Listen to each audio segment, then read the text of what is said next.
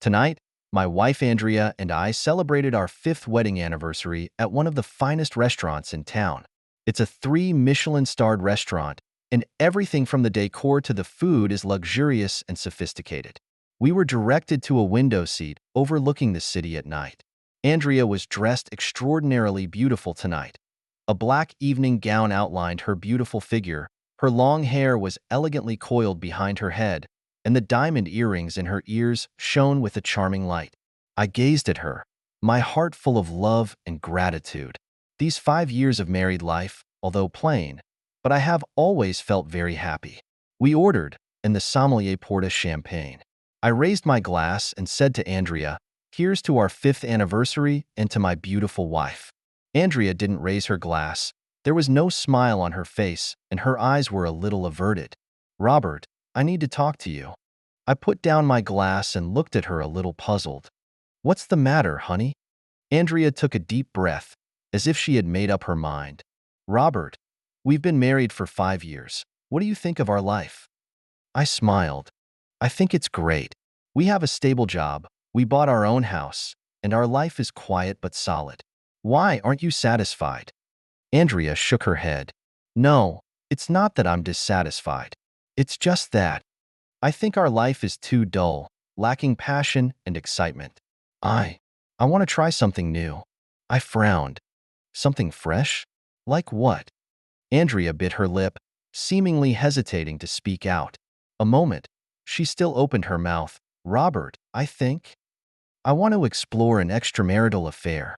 I felt a bang in my head, and I was confused. "What did you say? An affair?" Andrea nodded. "Yeah, an affair. I know it sounds crazy, but I really want to try it. Our marriage is so bland. I want some excitement." I looked at her incredulously. "But Andrea, an affair is not some game to try something new. It will destroy our marriage, destroy the trust between us. How can you think that?" Andrea sighed. "I know it's not easy to accept, but I really want to try. I don't want to hurt you, Robert, but I don't want to pretend I'm the perfect wife either. I need some personal space." I felt a twinge in my heart, as if someone had punched me in the face. I loved Andrea, and I'd always thought we were happily married. But now I realized I might not know my wife at all. How could she think such a thing? What's wrong with our marriage? I was silent for a long time, and finally said, "I need some time to think about it." After that, I stood up and walked out of the restaurant without looking back. On the way home, my mind was in turmoil, and Andrea's words were like a bomb that shattered all the good things I had imagined about my marriage. There was an unbridgeable rift between us. That night, I didn't sleep a wink. Andrea's words kept echoing in my head, and my heart was filled with confusion, anger, and sadness. I kept reflecting on our marriage, trying to find the reasons for the current situation. I realized that over the years, our lives had really become more and more mundane. We were like two strange roommates, living in a common space, but lacking in soulful communication. I was so immersed in my work and life that I paid little attention to Andrea's feelings and needs. Perhaps it was my neglect that led to her urge to seek an affair. At dawn, I got up tiredly and walked into the kitchen where Andrea was already there, preparing breakfast. I was exhausted from thinking all night, but I knew we had to talk. I spoke, my voice hoarse. "Andrea, we need to talk about what you said last night." Andrea turned and faced me with a hint of unease and challenge in her eyes. I took a deep breath and tried to control my emotions.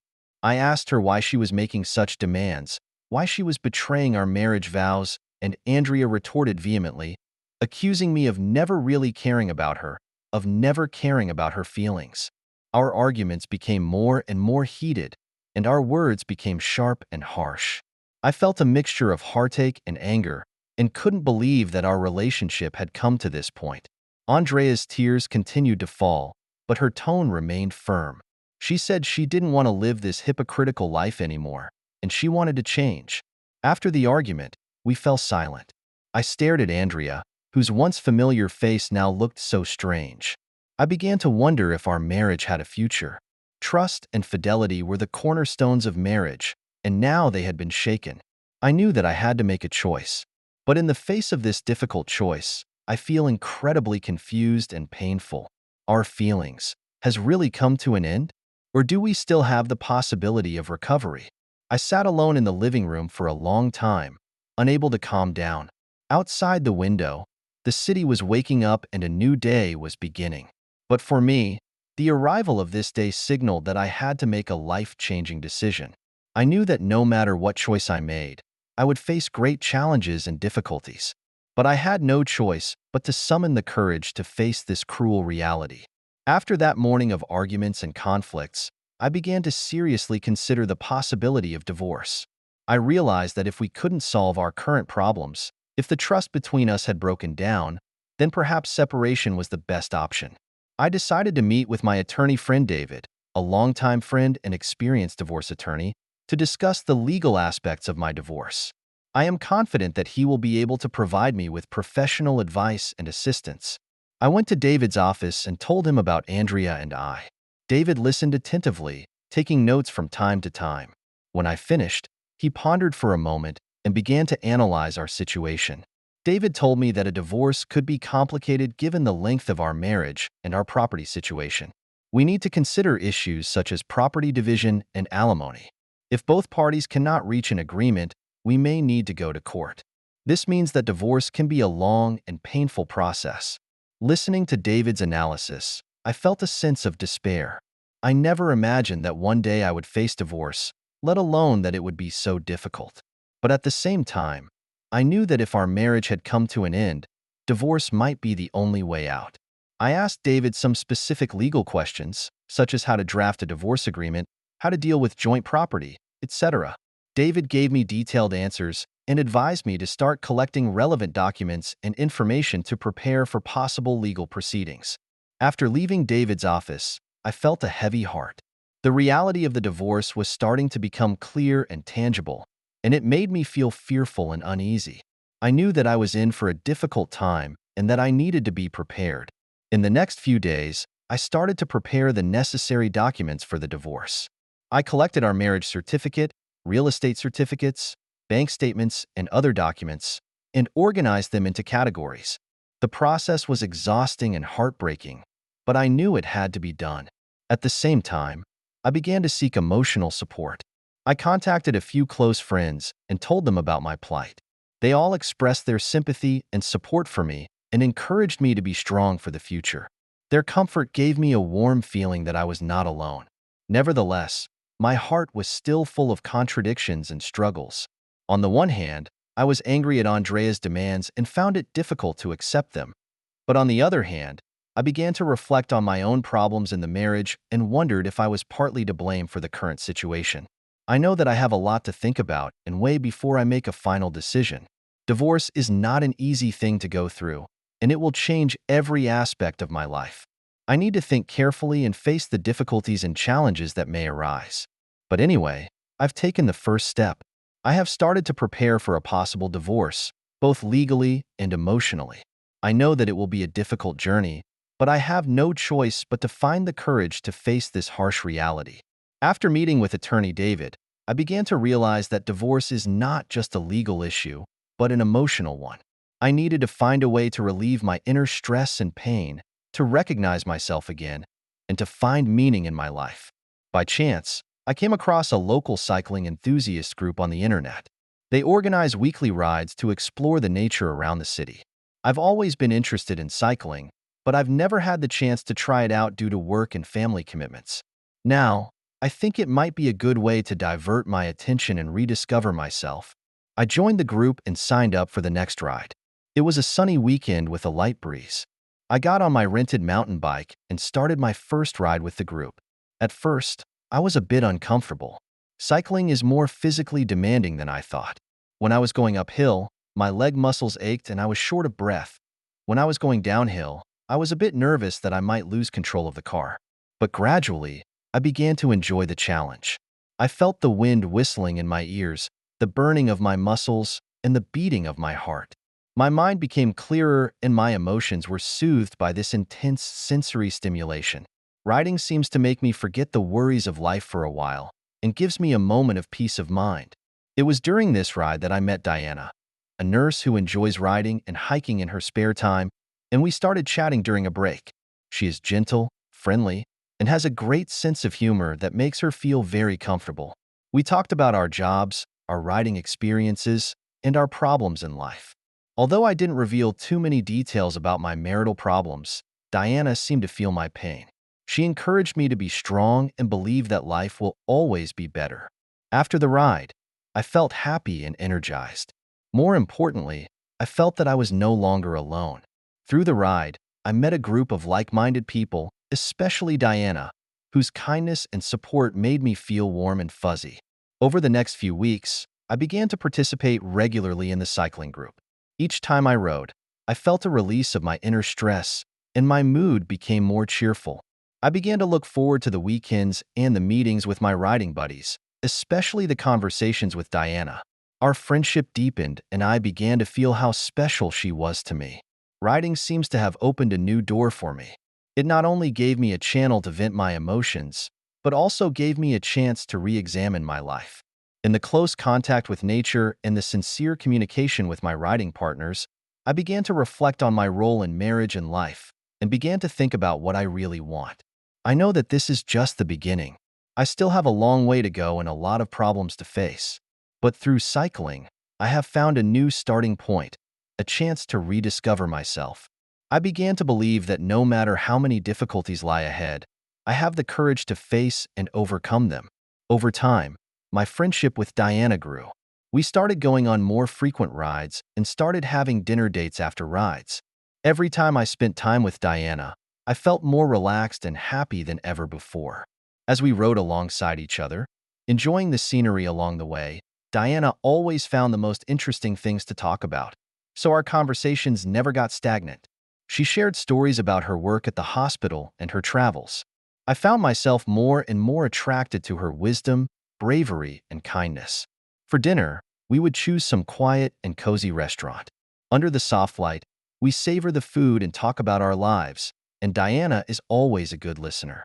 She patiently listens to my inner distress and confusion and gives me sincere advice and comfort. With her encouragement, I started to take the initiative to face the problems in my marriage and began to learn to work hard for my own happiness. Once we rode to a lake in the countryside. It was an exceptionally sunny day, and the lake's surface was sparkling, reflecting the blue sky and white clouds. We rested on the grass by the lake, enjoying the tranquility of nature. At such a beautiful moment, I suddenly had an urge to tell Diana how I felt. I told her how much support and encouragement her companionship had given me during this period of time, and how her presence had given me a new hope for life. Diana smiled softly as she listened to me and held my hand. She held my hand and told me that she felt the same way, and that our encounter was one of the best things in her life. That's how Diana and I established our relationship. Even though I have not completely gotten over the haze of marriage, Diana's love makes me feel incredibly happy and solid. I know that as long as she is by my side, I will have the courage to face everything. We started to plan our future together. We thought about the places we would ride together and the countries we would travel to. We discussed our jobs and aspirations and encouraged each other to pursue our dreams. With Diana's encouragement, I began to re-examine my career and thought about how to find more meaning and value in my work. Of course, our relationship has faced some challenges. I hadn't fully resolved my marital issues, which left me with some emotional concerns and guilt. But Diana always treated me with the utmost understanding and tolerance. She told me that she was willing to give me time and wait for me to get over my past. Her love makes me feel very touched and lucky. With Diana by my side, I feel that I am getting over the past pain and finding the meaning and direction of my life. Riding is no longer just a sport, but a testimony of our love. Every time I ride with Diana, I feel full of strength and hope. I know that as long as we go hand in hand, there is no difficulty that we cannot overcome. While in love with Diana, I continued to move forward with the divorce process. With the assistance of my attorney, David, Andrea and I began the long process of negotiation and negotiation. We needed to agree on property division, alimony, and other issues, which was not an easy process. During the negotiation process, we would inevitably have arguments and conflicts, and Andrea would sometimes be unhappy and angry with the terms I proposed. I also felt unfair and aggrieved by some of her demands. But we both knew that if we couldn't reach a consensus, we would have to go to court, which would be a much longer and more painful process. After months of hard work, we finally reached a divorce agreement through the mediation of our lawyers. We decided to split the joint assets equally, and Andrea gave up her right to alimony. Although I wasn't completely satisfied with the outcome, I knew that it was the best option. Continuing to pursue this matter would only bring more harm to both parties. After the divorce was finalized, I felt a great sense of relief. This unfortunate marriage had finally come to an end, and I could finally let go of the past and start a new life. Although I still have regrets about the failure of the marriage, I know that it was a valuable life experience. It made me realize more clearly what I want and taught me how to face difficulties and challenges. The day I signed the divorce papers, I asked Diana out for a ride. We went to a small road on the outskirts of the city, where the environment was beautiful and the air was fresh. During the ride, I talked to Diana about my journey over the past few months. I told her that the end of my marriage had been painful, but it had also been a time of growth and inspiration. I thanked her for her constant companionship and support, and her presence gave me the courage to face all the difficulties. Diana gave me a big hug.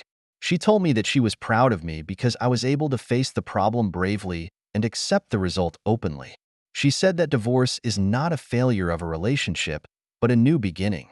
We have to work together to create a better future. We started to think about our future life. We planned to find a new place to live, a more cozy and comfortable home. We talked about getting a pet, traveling a lot, trying new sports and hobbies.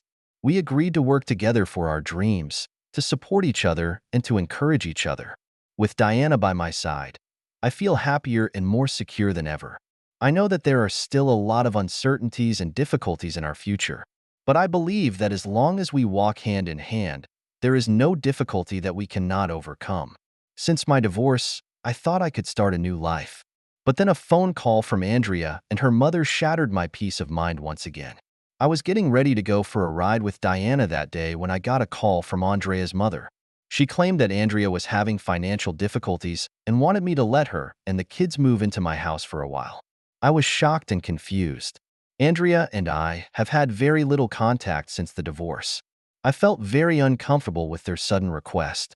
I explained to Andrea's mother that I now had a new life and a new partner. It would be hurtful and disrespectful to me and to Diana to have my ex-wife move in with me. But Andrea's mother didn't want to give up. She began to ramble on to me about Andrea's plight, claiming that I was to blame. She tried to use the family and the children to pressure me into giving in to their demands. I feel very angry and aggrieved. I had done my part as an ex-husband and father, and I had no obligation to continue to take on Andrea's life.